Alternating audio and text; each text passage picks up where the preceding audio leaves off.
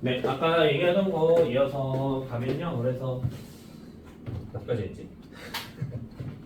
남극 저층수는 그래서 이제 북위 20도 혹은 30도 정도인데 그걸 디테일하게 구별할 의미는 없을 것 같고요. 북위 20도까지 확장된다라는 거 기억하시면 되겠고, 그 다음에 북대서양 심층수, 북대서양 심층수는 이제 그린란드 주변 해역에서 그 이제 침강을 하고요. 그 지역은 위에 거 반대로 썼네. 그냥 할게요. 뭐 레브라도해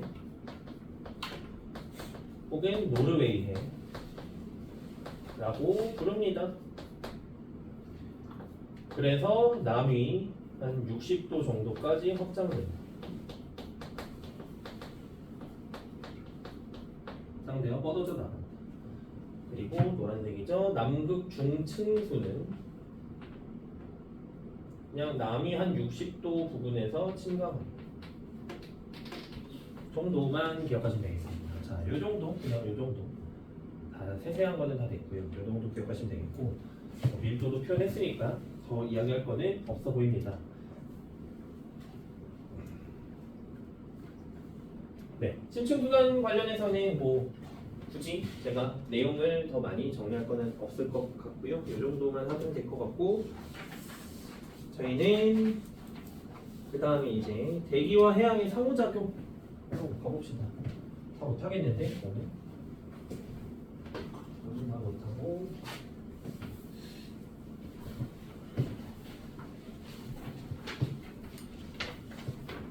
할 수 있는 만큼 최대한 많이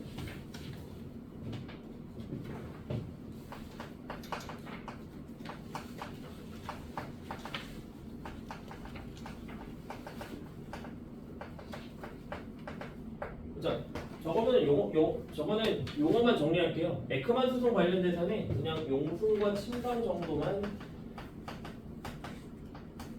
용어만 정리하고요. 용승이라고 하는 거는 심층수가 표층수로 올라오는 거, 그렇죠? 그다음에 침강의 표층수가 심층으로 아래로 하강하는 것, 내려가는 것을 의미하고, 이 정도만 얘기합시다. 용승 현상이 일어난다면 표층수는 낮아져요. 차가운 심층수가 올라오는 거니까. 그 다음에 영양염료의 양은 증가합니다. 영양염료가 저 밑바닥이 심층수에 많습니다. 그 다음에 용존산소도 증가합니다. 자, 요런 이유 때문에 어획량이 증가하고요. 수자원이 풍부하다라고 정리해 볼 수 있을 것 같습니다. 그렇죠? 신강은 뭐 반대니까 굳이 쓰진 않을게요. 용승의 종류는 우리는 세 가지 기억하시면 되는데, 연안용승, 저기압용승, 적도용승 세 가지 있고요. 연안용승은 하기 전에 에크만 수송을 원리를 제가 다 설명할 건 아닌데, 에크만 수송의 기본적인 규칙, 우리가 알아야 되는 점만 설명을 한다면, 에크만 수송이라고 하는 건 원리는 됐고요. 그래도 그림을 간단하게 그리면, 예를 들어서 해수가 이동합니다. 해수는 바람에 의해서 이동할 거고, 해수가 예를 들어서 이렇게 방해각이 있다면 북쪽 방향으로 이동한다라고 쳤을 때, 해수의 이동이 있다고 친다면 저기에 의해서, 그 전향력에 의해서 이 해수가 동쪽으로 이동하게 됩니다. 그렇죠? 그것을 우리는 에크만 수송이라고 불러요. 원리 지금 굳이 얘기 안 할게요. 뭐 전향력이 뭐 에크만층, 마찰층에서 깊이 들어갈수록 뭐 전향력이 감소하기 때문에, 영향이 감소하기 때문에 45도고 이런 건 다 됐고요. 하여간 우리가 기억해야 되는 건 해수행 진행 방향이 동쪽이 아니죠? 왜 동쪽에 썼죠? 오른쪽, 그렇죠? 오른쪽으로, 이때는 동쪽이겠지만 오른쪽으로 이동하게 되는 거. 연안용승이라고 하는 거는 그대로 적용시키면 됩니다. 저 왼쪽에 있는 그림을. 바다가 있고요. 육지가 있습니다. 육지와 해양 똑같이 이때 바람이 불었다. 자, 무슨 바람? 남풍이 불었다 라고 하는 겁니다. 남풍이 불면 남풍에 의해서 에크만 수송이 일어나요. 그럼 에크만 수송에 의해서 표층수의 양이 줄어들었네? 그럼 밑에 있는 차가운 심층수가 올라온다.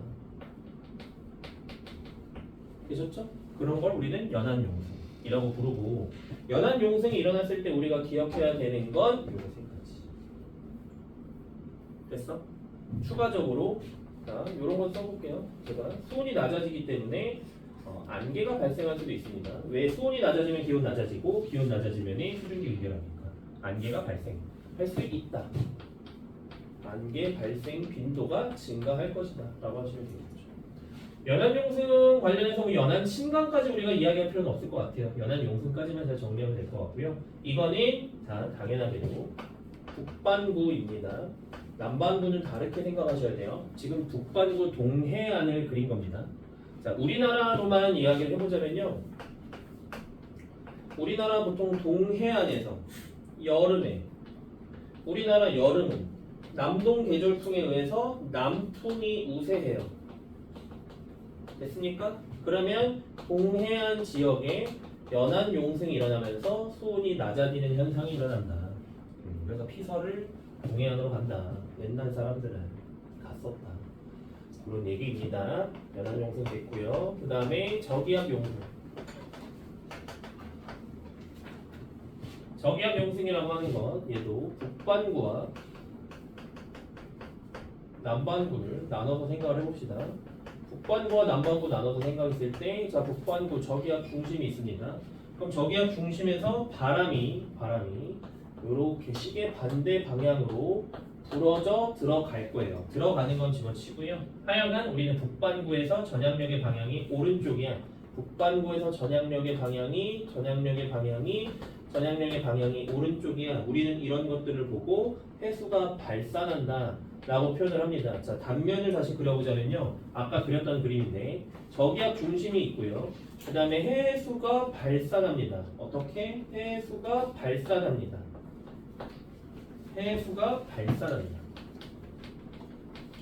그럼 뭐야? 표층수의 양이 줄어들었네? 그럼 밑에 있는 심층수가 용승한다. 그래서 수온이 낮아지는 현상. 그게 저기압 용승입니다. 자, 남반구는 위에 것만 그릴게요. 남반구도 똑같아. 저기압인데 문제는 바람이 불어 들어갈 때 얘는 시계 방향으로 불어 들어간다. 그럼 남반구에서는 전향력의 방향이 왼쪽, 진행 방향의 왼쪽. 똑같이 발산합니다. 똑같이 저기압 중심에서 발산한다. 그럼 똑같은 짓거리들이 일어날 것입니다. 어차피 단면은 굳이 북반구와 남반구를 구별할 이유가 없을 것 같아요. 되셨죠? 무슨 말인지? 그치? 그 정도. 그 다음에 여기다 그릴게요. 적도용승. 적도용승은 뭐냐? 자, 얘도 그냥 이렇게 그릴게요. 방위가 위에서 보는 모습, 상공에서 보는 모습. 연하게 그리겠습니다. 얘는 여기 적도. 그럼 우리 이미 알고 있어. 북쪽도 해류가 흐르고 남쪽도 해류가 흐르고 있습니다.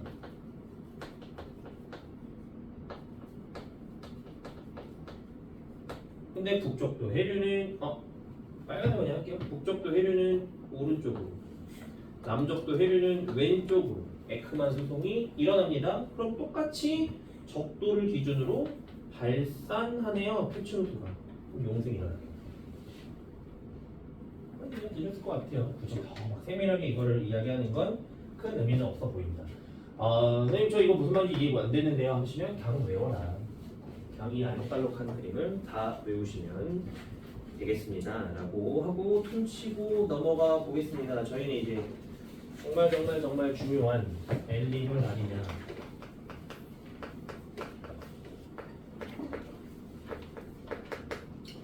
엘니뇨 라니냐 할 때 엘니뇨 라니냐 뭐 어원 이런 거 다 됐고, 제가 오늘 이 엘니뇨 라니냐 설명하는 시간에서는 우리가 이제 문제에서 주어주는 변화들이 여러분들 많이 나오잖아요. 뭐 예를 들면 수온 편차, 기온 편차, 심지어는 뭐 어떤 저배 영상, 그치? 그 다음에 뭐 구름의 두께, 그 다음에 해수면에 도달하는 태양 복사 에너지의 양, 뭐 혼합층의 두께, 수온합층의 깊이 등등등 졸래 많잖아, 그치? 쓸 수 있는 거 제가 그냥 다 쓸게요. 다 써볼게요. 제 머릿속에 있는 거를 최대한 꺼낼 수 있는 만큼 다 꺼내보겠습니다. 엘니뇨 라니냐가 무언지를 이제 와서 설명하는 거는 큰 의미는 없겠지만 일단 기본적으로 엘니뇨는 무역풍이 약할 때, 무역풍의 세기가 약할 때 나타나는 현상이고요. 라니냐는 반대니까. 그렇지? 우리는 대신에 요 상황을 머릿속에 집어넣어 있어야 돼요. 뭐가 집어넣어 있어야 되냐? 평상시는 들어가 있어야죠. 평상시는 들어가 있어요. 평상시. 그렇지? 그렇죠? 그래서 그리고 뭐 적도북은 뭐 동태평양, 남태평양 뭐 이런 건 됐으니까요. 서태평양 이런 건 됐으니까요. 서태평양 지역, 동태평양 지역 위도로 따지잖아요. 그래서 경도로 따지자면 대체적으로 서경, 동경 120도 정도, 100에서 120도. 저희 아마 제가 드린 거 요거에서는 140, 100 이렇게 돼 있을 텐데 그냥 120으로 훔칠게요. 동경 120도, 서경 120도가 각자 서태평양, 동태평양. 서태평양의 인도네시아. 그다음에 동태평양에 남미 대륙이 있는 거고요. 평상시 무역풍에 의해서 동태평양에 있는 따뜻한 해수가 서태평양 쪽으로 이동을 합니다.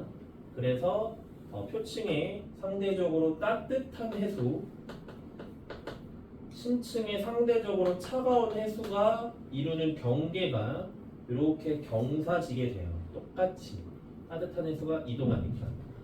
그렇죠? 그래서 동태평양에서는 다시 한 번 더 표층에 따뜻한 해수가 이동하니까 많이 줄어드니까 신층에 차가운 해수가 용승합니다.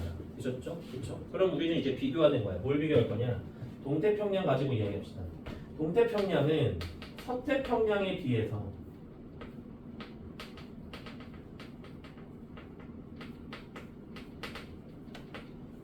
쓸 수 있는 거 다 쓸게요. 서태평양에 비해서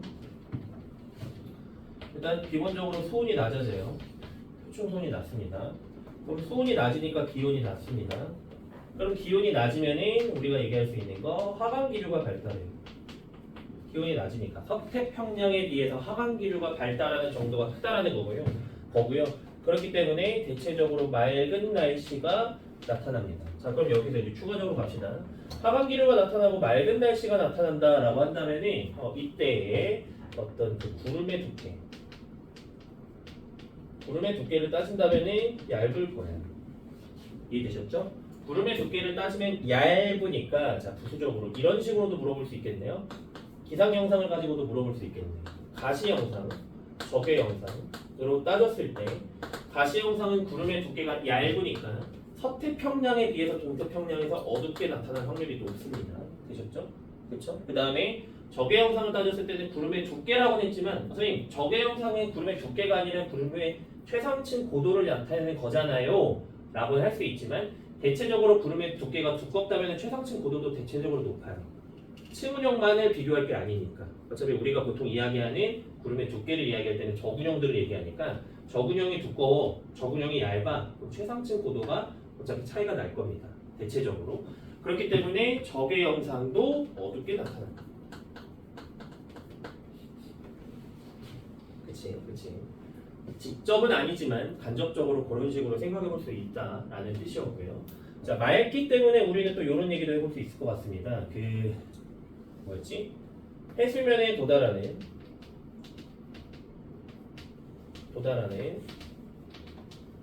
해양 복사 에너지는 더 많겠죠. 서태평양에 비해서 대체적으로 많을 거다라는 거. 그렇죠? 부수적인 거 또 합시다. 맑음이 나타났기 때문에 대체적으로 건조하다. 그치? 뭐 산불이 발생한다라고 하기는 조금 그렇긴 하지만 산불의 발생량도 비교적 서태평양보다 동태평양이 조금 더 높을 것이다. 이런 식으로 얘기해 볼 수 있을 거고요. 자, 그 다음에 따뜻한 표층수가 서쪽으로 이동했기 때문에 해수면의 높이도 이야기할 수 있습니다. 해수면의 높이는 비교적 낮다. 서태평양에 비해서. 당연한 얘기. 그 다음에 아까 얘기했던 거죠. 이 따뜻한 해수가 차지하는 요 두께를 우리는 혼합층이라고 부르는 거야. 그냥 그렇게 이해하시면 돼요. 혼합층. 그래서 혼합층의 두께는 누가 더 두껍냐? 서태평양이 더 두꺼워요. 더 얇다라는 뜻인 거죠. 혼합층이 얇다라는 거는 수온약층이 시작되는 깊이. 수온약층이 시작되는 깊이는 자 이게 말이 웃긴데. 깊이는 얕아. 됐어요? 근데 깊이는 높다. 깊이라고 하면 얕다. 그래서 깊이가 얕다라고 표현해요. 깊다 얕다라고 했을 때는 얕다. 됐습니까? 됐을 것 같아. 그죠? 지금 이제 와서 한 명 한 명 다 제가 확인할 수는 없으니까요. 동태평양은 서태평양에 비해서라고 이렇게 보시면 되겠죠. 또 저 몇 개 안 하고 있는데 뭐 저런 거 있겠네. 맑아. 그러면 동태평양에서 저기 뭐 저런 것들 그 뭐냐 편차를 고르면 어차피 다 체크하실 수 있을 것 같고 그 다음에 식물성 플랑크톤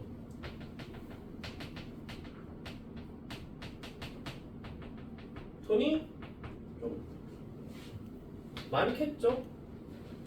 태양성 에너지량이 많으니까 광합성 많이 할 거야. 그치? 그런 것들도 많을 것이다.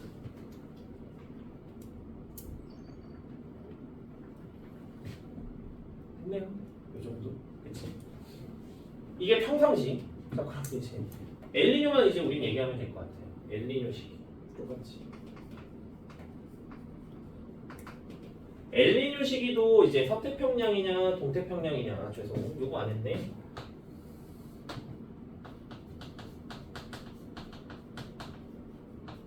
워커 순환은 아니죠. 여기서 얘기하지 않아요. 죄송합니다. 자, 엘니뇨 시기는 무역풍의 세기가 약한 시기잖아요. 평상시보다. 서태평양, 동태평양. 경사가 거의 완만할 겁니다. 거의 완만할 거야.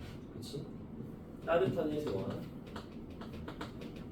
차가운 해수가 차지하는 그 경사 정도가 거의 완만할 것이다. 무역풍이 약하다.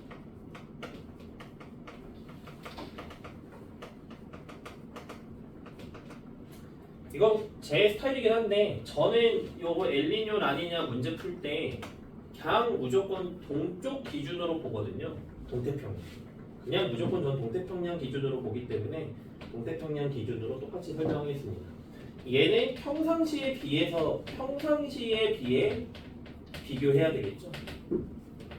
있으니까 엘니뇨 시기에 평상시에 비해 이동하는 표층 수온의 양이 따뜻한 표층 이동하는 서태평양으로 이동하는 표층 해수의 양이 비교적 감소합니다.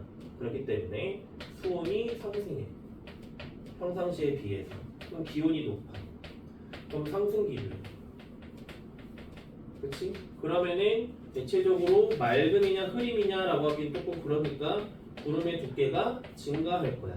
그럼 왼쪽에서 얘기했었던 엘니뇨 시기의 동태평양은 가시 영상으로 보나 적외 영상으로 보나 대체적으로 밝게 나타나겠네요. 평상시에 비해서.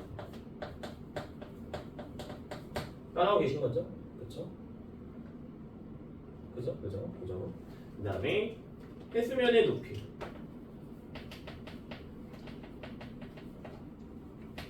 해수면의 높이는 왜 높이가 갑자기? 해수면에 도달하는 왼쪽 거 그냥 따라 쓸게요. 해수면에 도달하는 태양 복사 에너지는 줄어들겠죠. 그렇죠? 그렇기 때문에 대체적으로 홍수, 물난리 많이 발생할 수 있고요. 자, 그러면 해수면의 높이 똑같이 피는 증가해. 대신에 자, 얘는 이렇게 파란색으로 따로 쓸게요. 이 둘을 비교하는 거. 대신에 해수면의 높이 차이는 줄어들겠네요. 그렇죠? 서태평양과 동태평양 사이의 해수면의 높이 차이는 줄어들 겁니다. 그 다음에 혼합층 두께.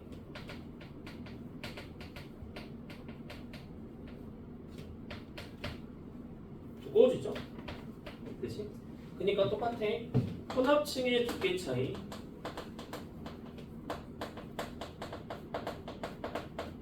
는 줄어들어. 혼합층의 두께 차이는. 그러면 우리는 그걸 보통 다른 말로는 뭐라고 표현하냐면 혼합층의 두께 차이라는 말에 그 뭐냐 혼합층과 수온약층 사이의 요 경계가 이루는 경사. 그지? 혼합층과 수온약층의 경계가 이루는 경사 정도도 완만해지겠죠. 그걸 문제 요 경사. 따뜻한 해수와 차가운 해수가 이루는 경사도 완만해질 거다 라는 거 굳이 안 쓸게요. 그런 거 체크해 볼 수 있을 것 같고. 팔이 너무 아파. 똑같이 혼합층을 물어봤으니까 수온약층이 시작되는 깊이 깊다. 플랑크톤은 뭐 부수적인 거니까 굳이 더 강조해서 쓰진 않고 싶고요. 그 다음에 저런 거 있겠네요. 워커순환. 워커순환도 제가 다시 얘기할 겁니다. 워커순환은 약해. 워커순환이라고 하는 건 뭐냐? 무역풍에 의해서 무역풍에 의해서 상승 기류가 형성돼요. 무슨 얘기냐면은 이 서태평양과 동태평양 사이에 경사가 있습니다. 그럼 따뜻한 해수가 이동합니다. 그럼 따뜻한 해수가 다 서태평양 쪽으로 이동하는 게 아니라 조금 서태평양 쪽에서 동태평양 쪽으로 해수가 흘러내리기도 해요. 그 두 지역이 만나는 두 지점에서 두 해수가 따뜻한 해수가 만나는 지역에서 상승 기류가 형성되고 그것에 의해서 우리는 이런 순환을 표현할 수 있는데 이때의 순환을 워커 순환이라고 하고요. 엘니뇨 시기에는 따뜻한 해수가 서태평양 쪽으로 많이 이동을 못해. 그래서 원래 상승 기류가 형성되는 지역에 비해 상승 기류의 지점이 동쪽으로 이동한다는 뜻입니다. 그렇기 때문에 이 순환이 약해진다. 우리는 이걸 워커 순환이라고 그러고 워커 순환이 약화된다. 워커 순환이 약화되니까 상승 기류가 형성되는 지역 혹은 강수 구역이 비교적 동쪽으로 이동한다. 라고 기억하시면 되겠고요. 그것과 관련해서 자 이거 그냥 쉽게 먼저 써볼게. 남방진동 지수라는 게 주어지면 일단 1차적으로는 외우세요. 1차적으로 남방진동 지수라고 물어보면 남방진동 지수는 엘니뇨 시기의 음수야. 라니냐 시기의 양수야. 도대체 그게 뭔데 양수고 음수냐? 또 오스트레일리아. 그러면 여기에 섬 있습니다. 다윈섬, 타히티섬 있죠? 제가 이걸 자꾸 까먹어. 뭘 까먹냐면, 그쵸? 틀린 거 아니지? 다윈섬, 그죠? 타히티섬. 근데 나는 이걸 자꾸 까먹어. 어디가 타히티인지. 타히티섬 이렇게 있습니다. 상대적으로 원래대로는 타히티섬은 중앙태평양이지만 동태평양, 서태평양 이거 오스트레일리아. 그림은 이해되셨을 것 같고요. 뭘 물어보는 거냐면 엘니뇨 라니냐의 요 타히티섬에서 측정한 해면기압, 다윈섬에서 측정한 해면기압 편차. 글씨로 쓸게요. 타히티섬에서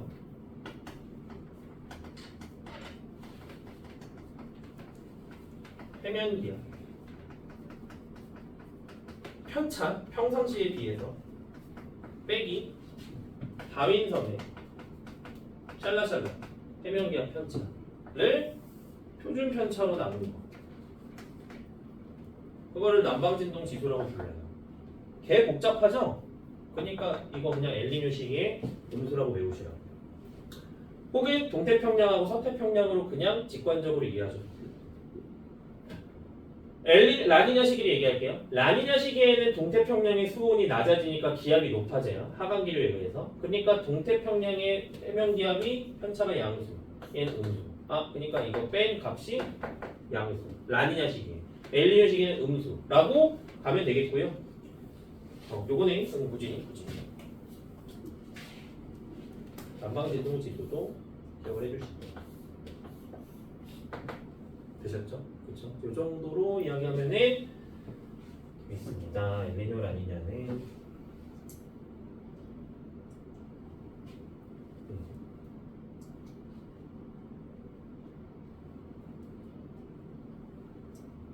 네, 된 것 같습니다. 그 다음 거로 가봅시다. 이거 다 지우겠습니다.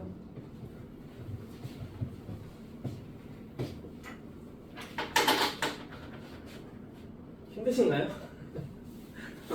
저희 오늘이 좀 길어서 힘드신가요? 좀만 힘냅시다. 좀만 진짜 좀만 힘냅시다.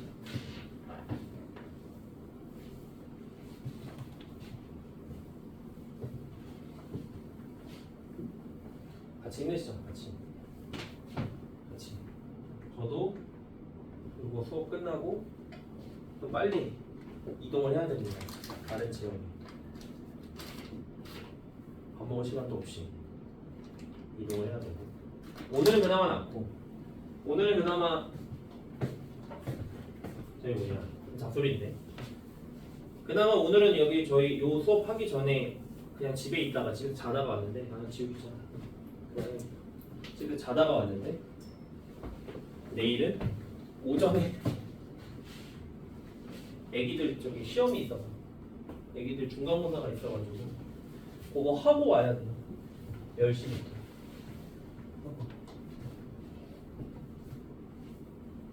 다른 분들은 다 명절 연휴라고. 제 친구들이, 친한 친구들이 있는데 요번에 추석 연휴 때 저기 갔거든요. 인도네시아로 골프 치러 간다고. 자, 한 3주 전쯤에 저한테 물어보는 거예요. 추석 때 언제 쉬냐. 지랄 마라. 일요일밖에, 나 금요일밖에 안 쉬어. 그랬더니 근데 놀리더라고요. 엄청. 자, 힘냅시다. 자, 그래서 그 다음에 마지막, 이거 다 하다가 할지 모르겠어요. 하다가 끊길 것 같은데 할 수 있는 만큼. 그렇다고 말을 엄청 빨리 하진 않을게요. 여기는 기후변화.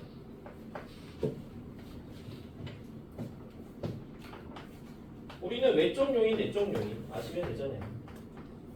내적 요인 관련해서는 크게 이야기할 건 없어. 우리한테 많이, 여러분들을 많이 괴롭히는 건 아마 외적 요인, 천문학적 요인인 것 같고요. 이 천문학적 요인, 그렇죠? 뭐 막 이신율 변화, 자전축 경사 변화 이런 거 있잖아요, 그렇죠? 그거 관련해서 보시면 되겠습니다. 자, 천문학적 요인, 외적 요인부터 이야기할 건데, 외적 요인의 가장, 얘는 조금 제가 내용 설명은 아니고 그냥 기억해야 될 것만 빨리 짚어보면은, 외적 요인에 의한 영향은 크게 4가지 정도. 근데 첫 번째로 자전축의 경사 변화부터 갑시다.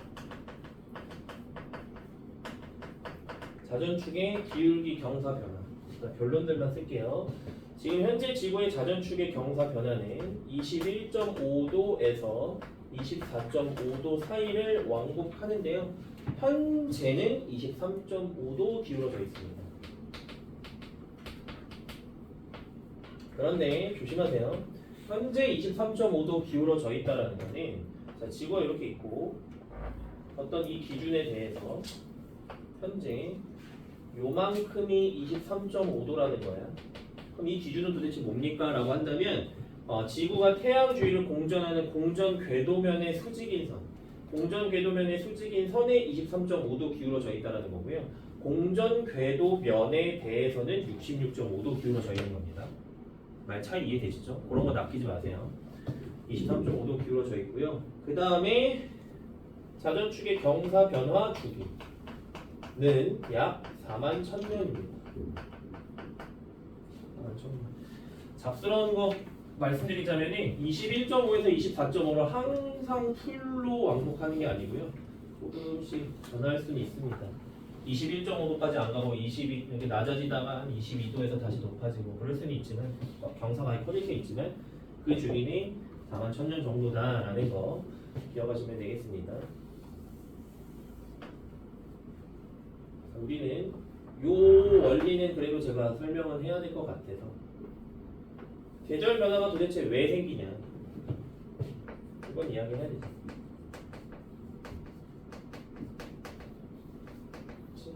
계절 변화 왜 생기냐? 각도라고 했을 때 지구가 자전축을 기준으로 자전할 때, 그지? 예를 들어서 여기가 태양이라고 친다면, 태양 오른쪽에 둡시다. 자, 태양이 오른쪽에 있다라고 가정한다면 오른쪽이 낮이고요. 왼쪽은 밤이에요. 무슨 말인지 이해되실 것 같고요.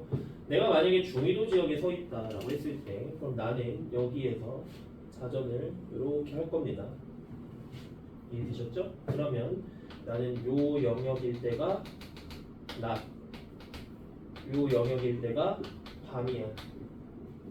지구를 한 바퀴 도는데 낮은 길이가 더 길어. 그러면 우리는 이거 여름이야 라고 인식은 하고요. 기억은 뭐라고 하시냐?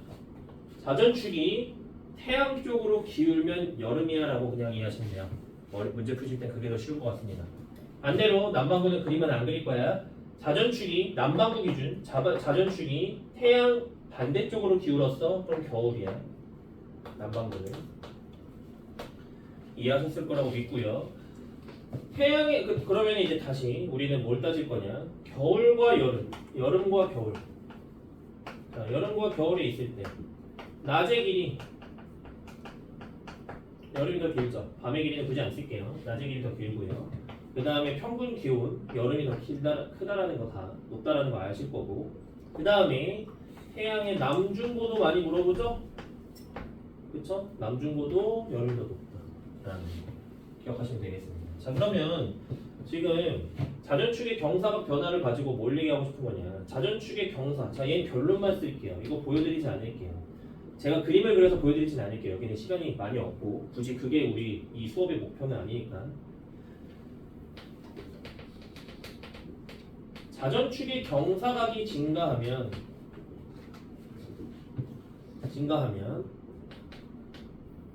여름과 겨울에 남중고도 차이가 증가해요. 그치?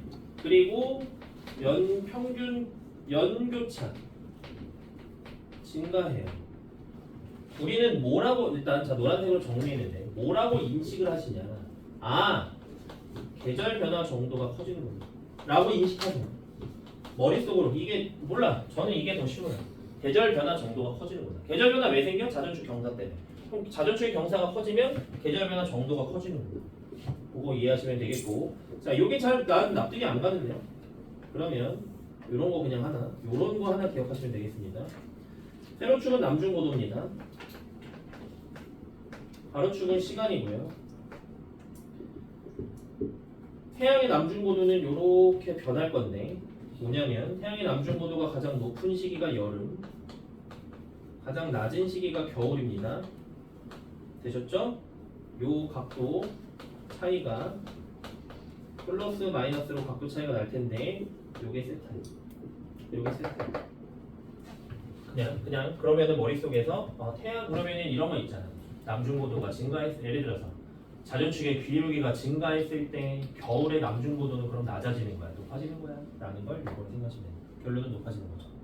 다시 자전축의 기울기가 증가했을 때 자전축의 기울기가 증가하면 겨울의 남중고도가 더 낮아지는 거죠. 그렇죠? 이렇게 생각하시면 돼요. 이걸로.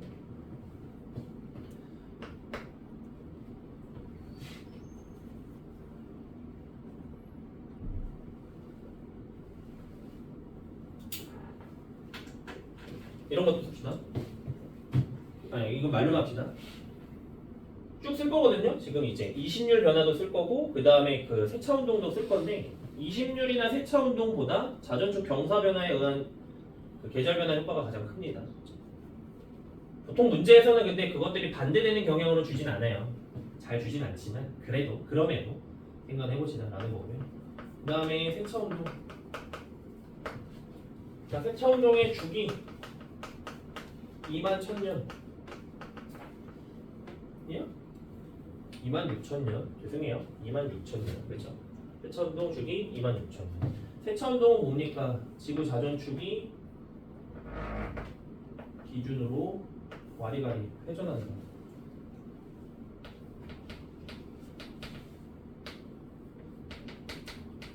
세차운동의 방향, 시계 방향.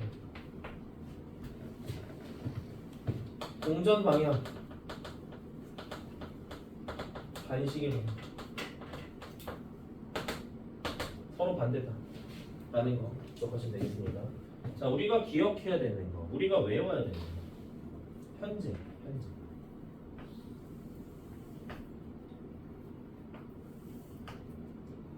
근일점, 원일점은 이따가 다시 얘기하겠지만 일단 머릿속에 그냥 집어드세요. 현재 근일점에서 북반구가 여름, 남반구가 겨울이. 현재 그쵸?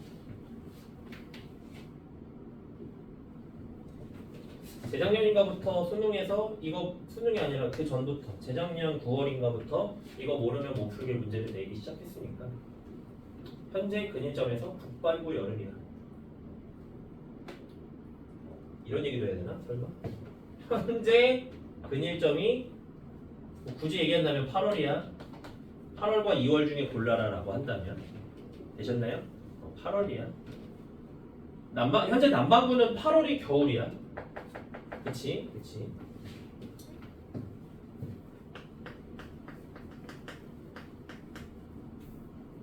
하기 전에 이거는 그냥 보여드릴게요. 일단 20률까지 하고 봅시다. 20률 변화 주기 약 10만 년.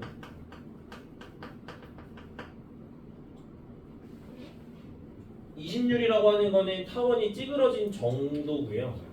이 20률은 0보다 크거나 같고 20률 파이는 1보다 작습니다. 0이면 원, 1이면 직선이야. 그러니까 1이 안 되는 거고. 그런데 이런 것만 기억합시다. 현재 지구 공전 궤도의 20률은 거의 0에 가깝습니다.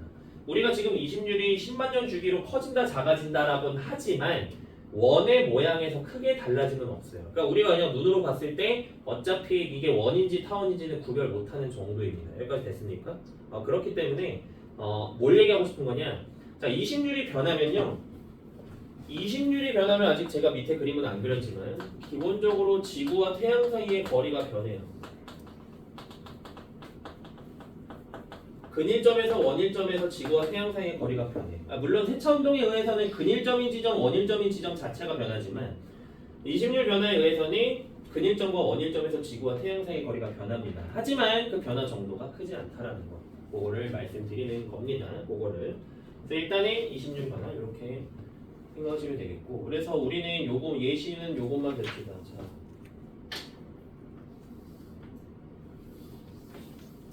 자, 이렇게 있다. 예를 들어서 가운데 태양이 있다. 서로 다른 시기 A 시기와 B 시기라고 하는 거예요. 예를 들어서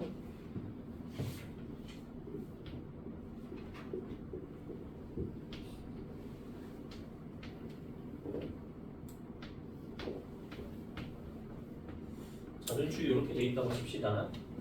20률을 비교하면 당연히 A보다 B가 더 크다라는 거는 됐고요. 우리는 이때가 근일점. 태양의 우리 그림 기준, 칠판 기준, 왼쪽이 근일점, 오른쪽이 각자 원일점이라고 가정을 해봅시다. 그러면 정리를 해봅시다. 이거 가지고서 데이터 정리. 자, A 시기. 우리는 A 시기에는 근일점과 원일점에서 근일점과 원일점에서 각자 근일점과 원일점에서 근일점 북반구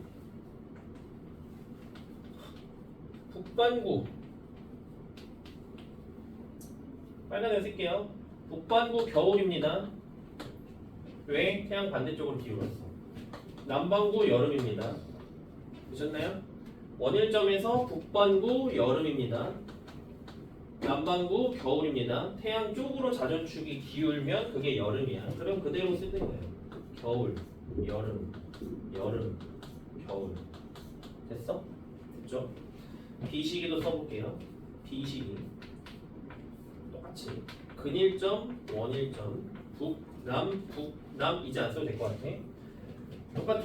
근일점에서 겨울, 여름, 겨울이야. 그러면은 어차피 겨인 거는 변함은 없죠. 그치? 대신에 우리가 얘기할 수 있는 건 뭡니까? 자, 근일점에서의 거리는 근일점에서 지구와 태양 사이 거리 어떻게 됐어요? A 시기에서 B 시기로 변했다고 칩시다. 그럼 A 시기에서 B 시기로 변할 때 근일점에서 지구와 태양 사이의 거리가 가까워졌어요. 결론만 먼저 쓰겠습니다. 그 다음에 원일점에서는 이거 증가했잖아. 지구와 태양 사이의 거리가. 그러면 우리는 얘기할 수 있는 거지. 뭘 얘기할 수 있는 거냐? 북반구에서 자 A 시기에서 B 시기로 변할 때 북반구에서는 겨울은 따뜻해졌고 여름은 추워졌죠? 시원해졌지? 겨울은 따뜻해졌고 여름은 시원해졌어. 그럼 결론 A 시기의 북반구 같은 경우는 뭐라는 거야? 다시 얘기할게. 죄송합니다. 다시 얘기할게요. A 시기에서 B 시기로 이동할 때 북반구에서 겨울은 지구와 태양 사이 거리가 가까워졌으니까 겨울은 따뜻해졌죠? 그쵸? 그 다음에 여름은 시원해졌지? 제가 방금 그렇게 얘기했습니다. 몰라, 정신이 없어. 가까워졌어. 그래서 우리는 결론 북반구 연교차는 감소한다. A 시기에서 B 시기로 갈 때. 남반구도 보자 이거야. 남반구 여름에서 근일점에서 남반구 여름이네. 근데 지구와 태양 사이 거리가 더 가까워졌네. 그러니까 즉 남반구는 근일점에서 여름이 더 더워졌어요. 원일점에서 겨울이었는데 멀어졌어. 그럼 겨울일 때 더 추워졌어. 즉 남반구는 연도차는 증가했다. 이렇게 당연히 보는 거고요. 부수적인 건 조금 더 얘기해 보자면은 자, 이심률이 변했을 때 장반경은 변하지 않습니다. 장반경이 뭐냐? 지구와 태양 사이에